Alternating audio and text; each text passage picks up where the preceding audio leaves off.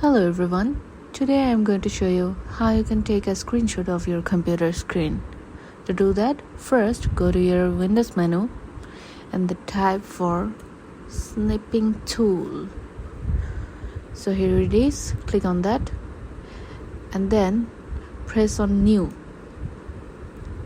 You can see 3 buttons up here, and you go for the first one, which is the camera to take pictures, and the second one is for recording videos. So we're going for the camera.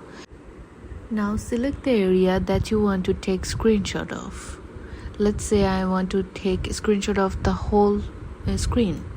Just drag the cursor like that, and now click on save and the browser will be open.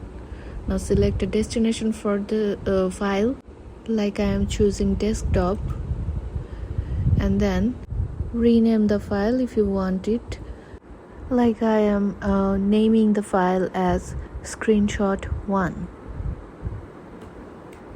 And now you can save it. That's all for today's video. Thanks for watching.